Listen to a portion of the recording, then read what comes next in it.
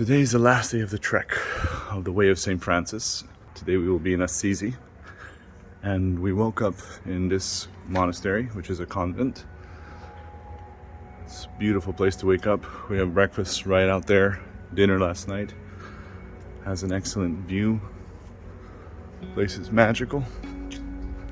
It's very big as well. There's a total of 17 nuns staying at this monastery. 5 of them run the place with the pilgrims, and the rest are bedridden or too old to, let's say, to do any of the work. They just kind of walk around. And the reason is that they come here to live out their last days before they take the journey. So we just found that out last night, and well, I guess we all have to take the journey someday. But a very nice place, very quiet and peaceful. Can't think of a more appropriate place to have that event happen in your life. So we're gonna be heading out soon. Just gotta go get these stamped, and off we go.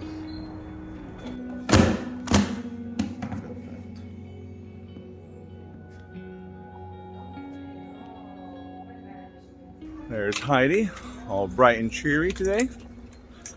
So we paid, and there was no fixed price. It was donation. So whatever you feel like giving, which we won't say.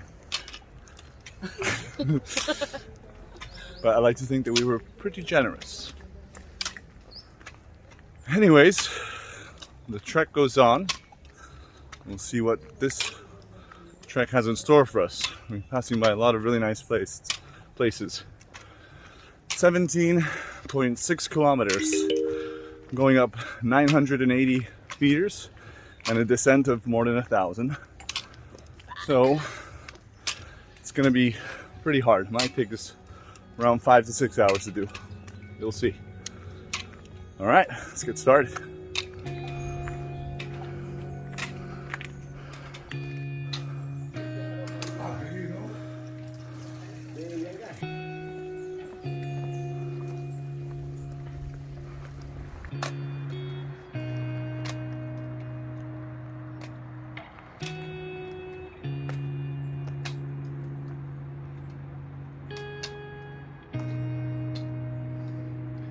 So as we get closer to Assisi, I want to talk to you about the symbol of St. Francis, made of olive wood. It's the 𝐷. It's the last letter of the Hebrew alphabet, which symbolizes salvation. It symbolizes also the completion and the perfection of God's word.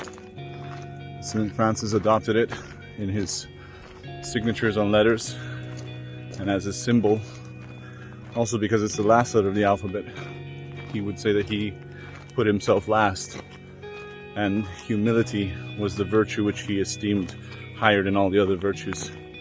And he said was essential to have humility in order to have a closer relationship to God. And also, as many have pointed out, and it looks like a friar in his robes with his arms outstretched. Feels good to almost be there. Yes, it does. We're almost at the end of our journey and a little tired and worn, but we were just talking today about how you feel so accomplished when you get to your destination. You enjoy your food, your shower, your rest, so much more. Definitely earned.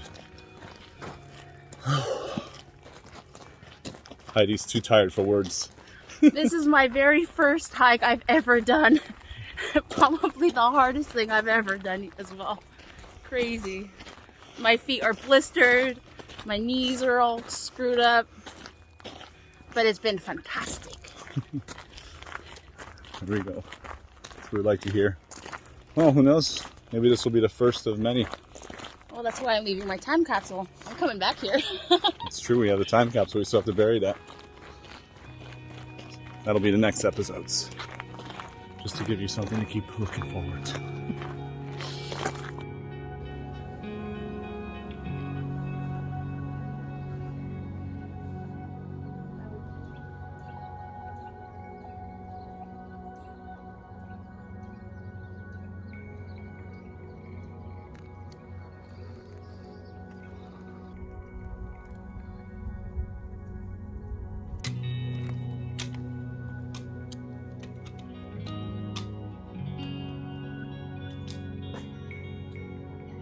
Only about 3 kilometers from Assisi. You can kind of see it right there on the hilltop.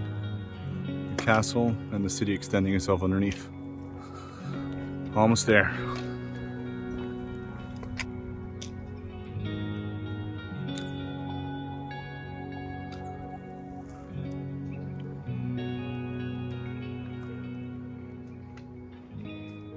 And here we are. We've officially entered into the territory of Assisi.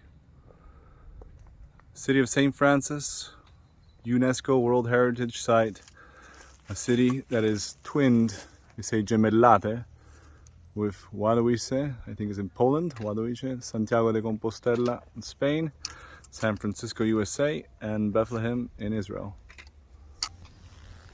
Woohoo!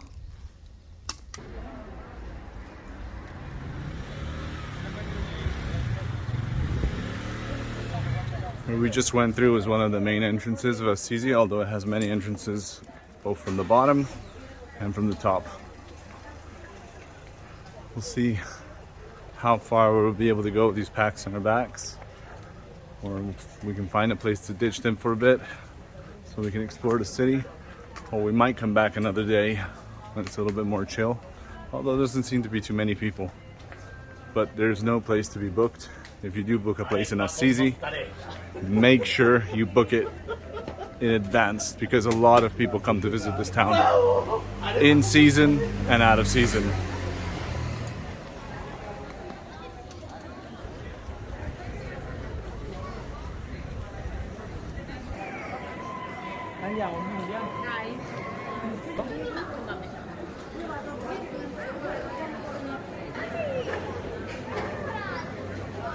So we've come to the Pilgrim Station here, where we were supposed to get our testament that we did the walk, but it is closed on festive days.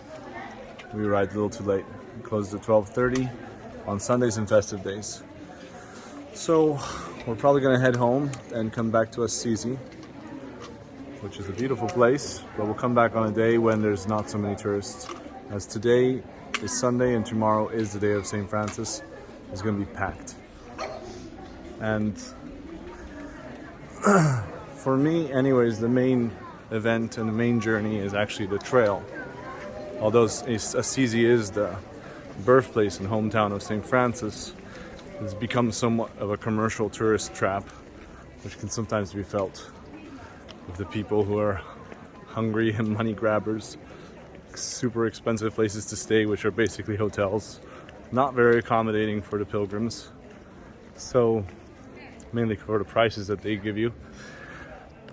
So I feel like it's almost better to be off in the, it's still a beautiful town, but it's better off to be in the walk, in the silence that you experience out there, the shrines and the monasteries that you see on the way, and a lot of the little picturesque little towns.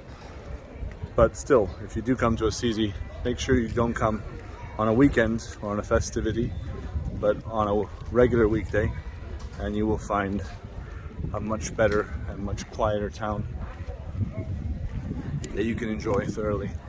Although we will be back another day and get some more footage the next time around. Time to go rest, Heidi. You happy about that? Yes. So we're back in Assisi on a less chaotic day in order to turn in our credentials and get the certificate that testifies that we did the walk. We're headed into the Church of St. Francis, composed of 3 levels. Top level is full of fresco murals of some of the main events in his life. Second floor is basically where you do mass, and then the third floor, which is underground, is a crypt where the bones of him and his followers are still preserved to this day. So this is where they do mass. It's quite a spectacular. This church was built right after his death. They started it. I don't remember how many 100 years it took to complete it, but a while.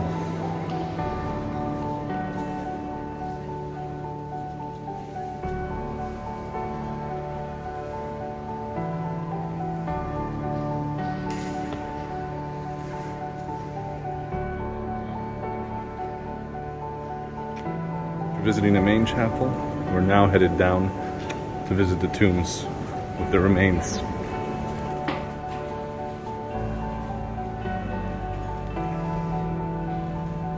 The central crypt here is where St. Francis is buried. He has his closest apostles in all four corners.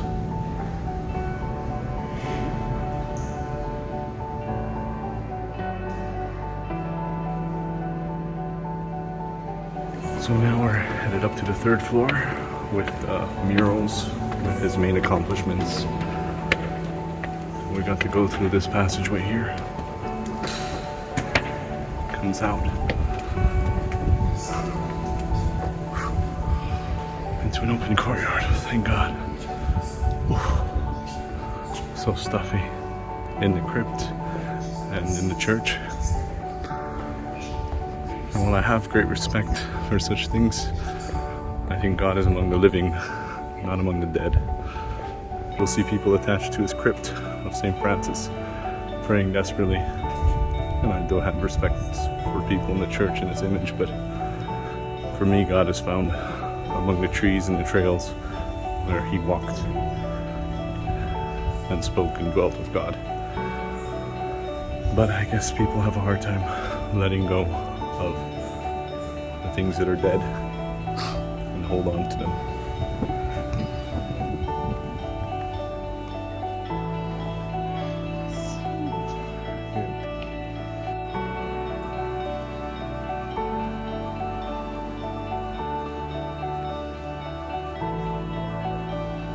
On these walls can be found murals of the main events that took place in St. Francis' life, and which were recorded as some of the more important ones. But it is quite a spectacular place to visit. Probably the best chamber of all, in my opinion. It feels a lot lighter, and the air here feels not as thick as the ones downstairs. It's a lovely church, but I prefer the outdoors, as did Francis. He understood the necessity of church and built his monasteries and rock churches in many places, and they had their place, but his relationship to God was through the nature he experienced, the animals, the sky, brother wind, brother sun, sister moon. That's the way he had his relationship. Well, different strokes for different folks. For me, I find myself better out here. What do you prefer, inside or outside? Outside. It is a beautiful church though. Huh?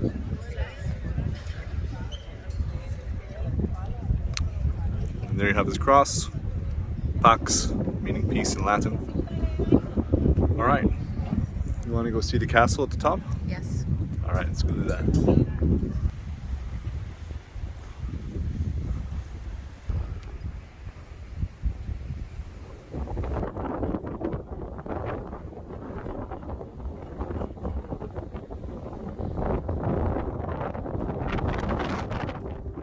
This is 𝐬𝐮𝐬𝐫𝐿 sanctuary of St. Francis. This place has amazing forests and pathways where one can just go and get lost. And here at the entrance, a statue of St. Francis welcoming all religions.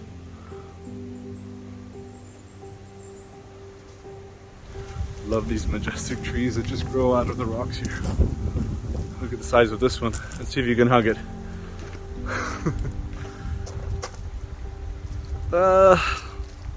Almost. Beautiful.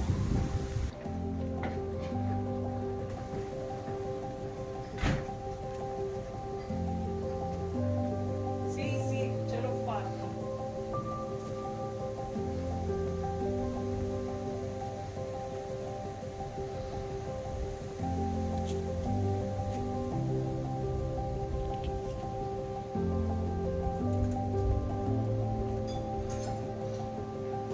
This is the inner sanctuary, the altar. And then if we go through here, there's a passageway that leads straight down. Alright, you go first. It's gonna be a little hard, it's gonna be a tight squeeze.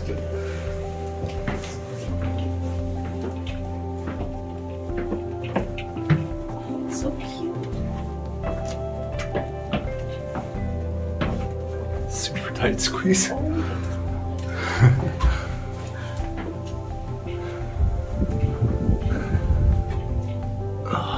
So this is where he would sleep.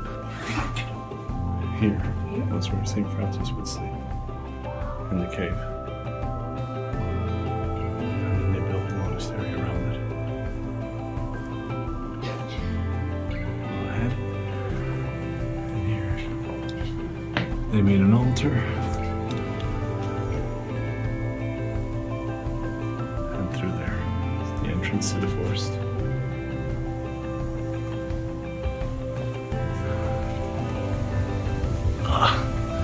Tight squeeze, huh? Here's a depiction of the monks at the time. This guy's just chillaxing here, looking at the stars. And it says here, at the perfect time of night, you can look through his fingers right here, and you'll be able to see the polar star, la stella polare, for the Big Dipper, which is 𝐼𝐸 Maggiore and 𝐼𝐸 Minore. So the Big and Small Dipper. You have to get the right time of night though. And that's what he's looking at. Between his fingers, you should be able to see it. What's he looking at? He's just chilling here, looking at the sky and the stars, and kicked off his sandals. He's having a good time.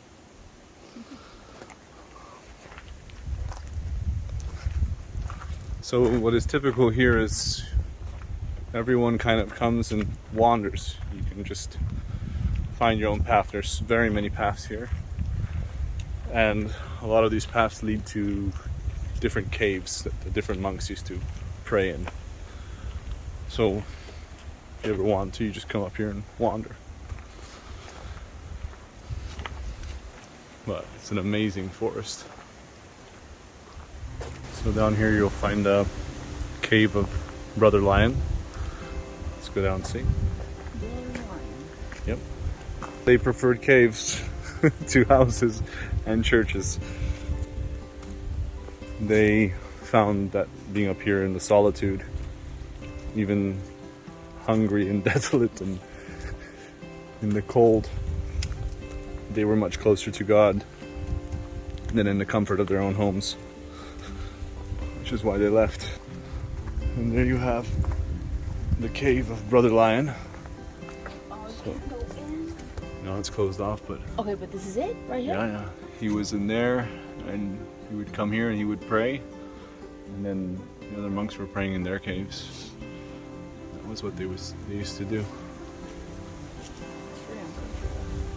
I'm sure comfort was not the priority.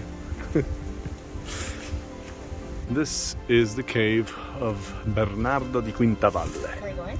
Yeah, he was one of the closest of St. Francis's disciples. He was actually his friend prior to becoming one of his disciples.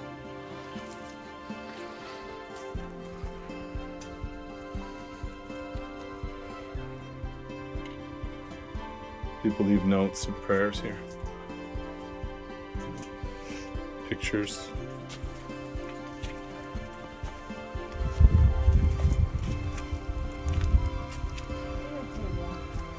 Yep. Can't just sit there. This is 𝐬𝐿GC's cave. This looks a little bit more like a home space. The other guy's place was much warm. There are worse ones too. This one here looks like they built something around it, but prior to them building anything, it was just a cave where they was dwelling and praying. Here. This place is so quiet. Besides our footsteps and the wind, you can hear nothing. Absolute silence.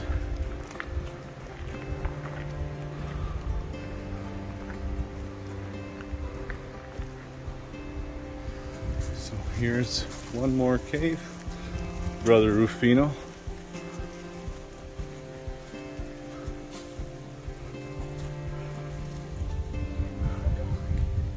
Yep, looks like he had to crawl down to get under that space.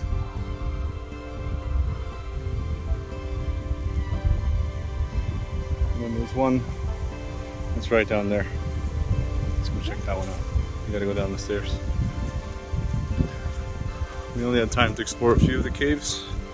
There's a lot more. If one comes here, you can even stay here. They have a bed, like a B&B, where you can rent your room and participate in the chores and prayers of the monks, or just hang out and explore all the trails and paths. So if anyone's looking for quiet and contemplation, this is one of the places to go.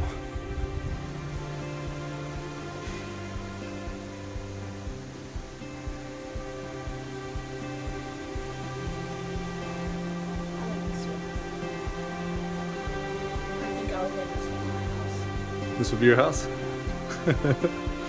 Alright, well, so long. Living room area. Stay right there. Bye, see you next time. Alright, okay, here we are at the Pilgrim Station with our certificates in Latin that we completed the walk of St. Francis. You've earned it, huh? I've earned it. How do you feel? Like I accomplished something.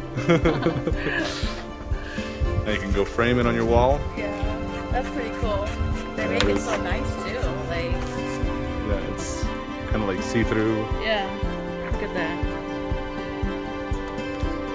My name. All kinds of stamps.